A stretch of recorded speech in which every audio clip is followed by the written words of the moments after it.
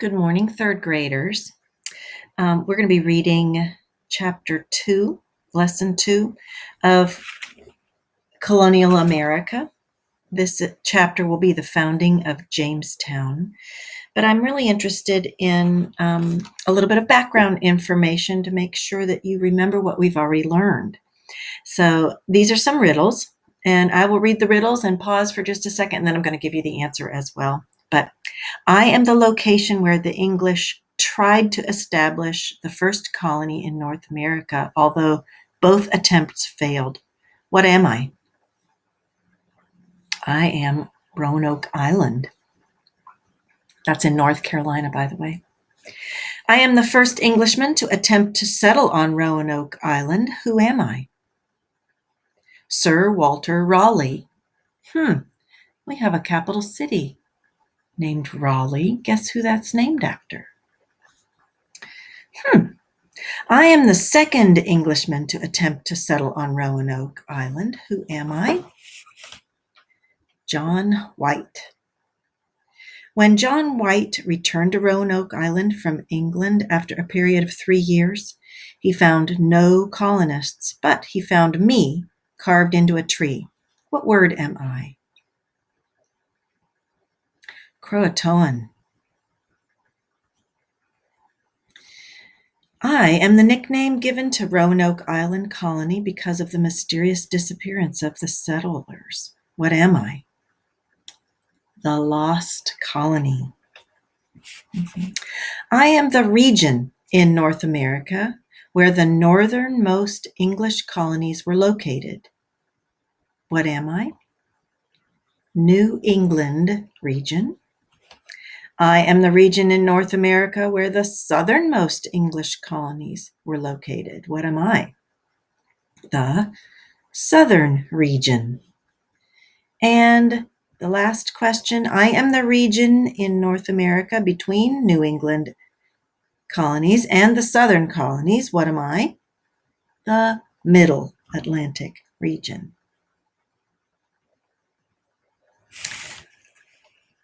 Let me back up just one picture here. These are the kings of England, queens as well, who had a lot to do with the colonies in North America. Pay particular attention to James. He's the one we are going to be talking about today.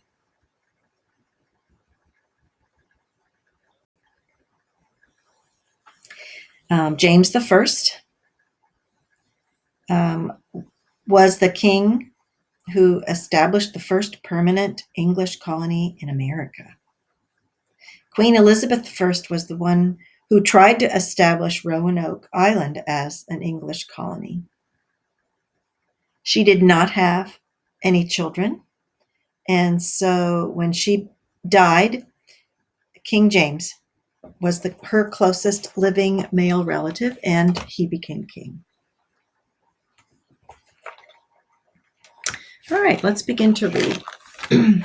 Once word got out about Christopher Columbus's successful voyages across the Atlantic, many other adventurers and explorers sailed off in search of this wondrous place.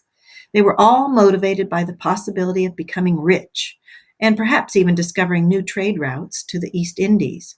Before long, the explorers were replaced by conquerors who intended to take charge of this new land, its wealth, and its people.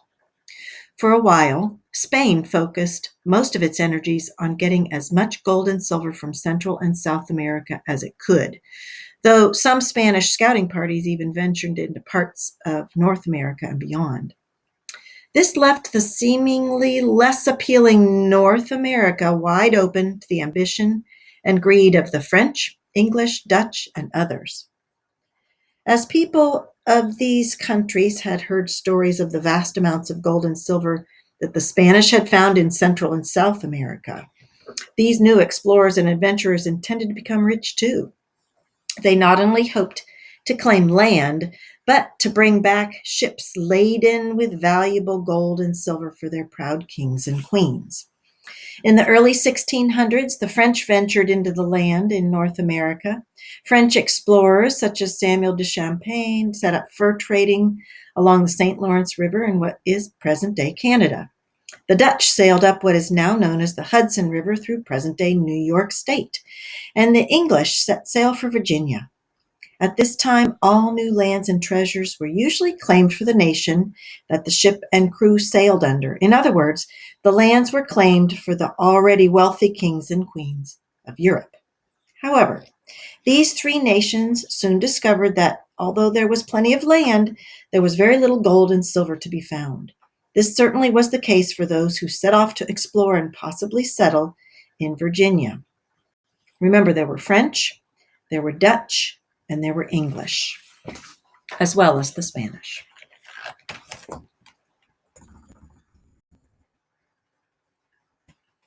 In 1606, on a cold wintry day in December, 3 English ships set sail for Virginia.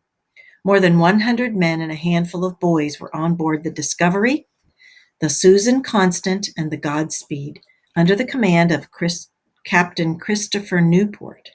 Some of the men were well-known daring adventurers. Others were seasoned or very experienced sailors. But there were farmers and skilled craftsmen on the journey, too. Imagine agreeing to set sail across the vast ocean in a small, not-so-sturdy ship. More than likely, you're not a trained sailor, and like hundreds of others on board, you're hoping to land for a land that very few Europeans have been to before. Perhaps during the voyage, you suffer from seasickness or become fearful of encountering sea monsters. Oh, and by the way, only men and boys were allowed on most voyages such as this one. Investors in a company that became known as the Virginia Company of London paid for the voyage. The main purpose of this expedition was to make money by trading. Everyone involved, especially the investors, expected to get a generous share of the profits.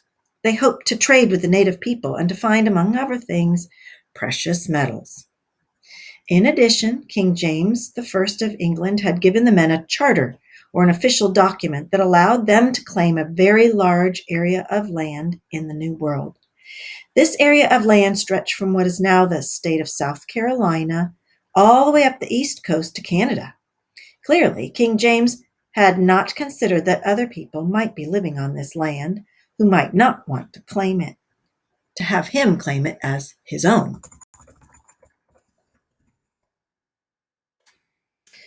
Because the party of English men and boys had set off in December, strong winter storms made their journey even more difficult. They also ran perilously low on food and water. However, the passengers and crew survived, and 5 months later, in May of 1607, they finally caught a glimpse of land. They sailed closer to the shoreline in what is now called the Chesapeake Bay area. As they approached this new land, they decided to sail up a wide river that they had spotted to avoid being seen by the Spanish, some of whom were exploring the present-day areas of Florida and Georgia. Because King James was eager to claim everything that the English saw, this river was promptly named the James River in honor of His Royal Highness. This would be the final part of their journey. As the men sailed up the newly named James River, they were on the lookout for a safe haven, a protected place where they could moor or dock their ships. About 60 miles upriver, they found an area of land with deep water near the shoreline. The land appeared to be unoccupied. It was time to drop anchor. The next day, the would-be settlers ventured ashore. With much pomp and circumstance, they stepped onto Virginia soil. Trumpets were sounded, prayers were said, and it was proclaimed that this new land was now the property of, can you guess? Let me give you a clue. He wore a crown and his name was James. That's right, His Majesty King James I. As you can see, there were many advantages to being a king in those days. The eastern woodland Indians had lived in this region for many, many years. What they thought of the arrival of these new uninvited visitors is not really clear. No doubt they kept a careful eye on the strangers from the safety of the shadowy forests. Although some Native Americans had heard about and come in contact with Europeans, they did not know or trust this particular group. One thing was certain: they were not going to hand over their homeland to King James willingly.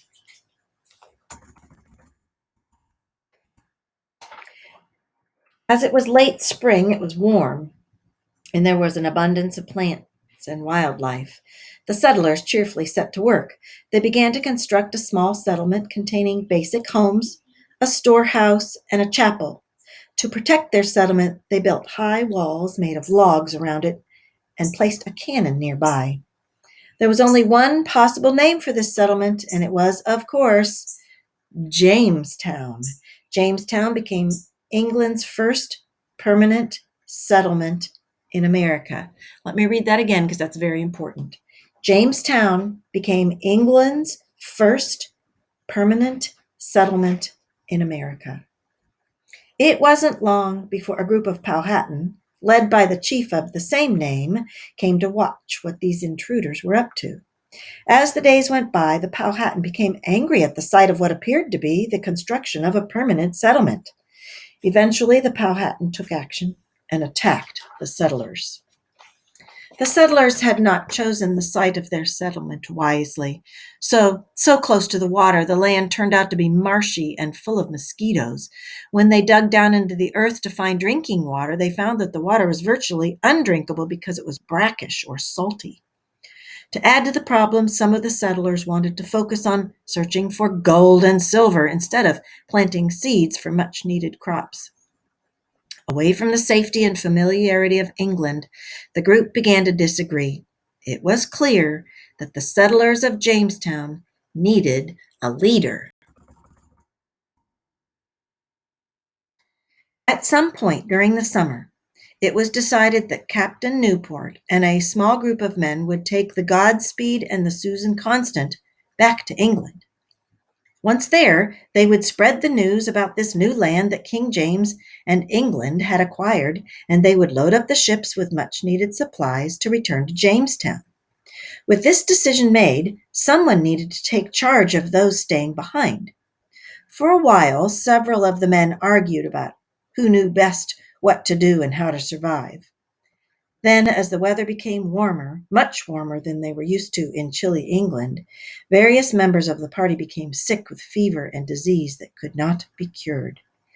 People began to die.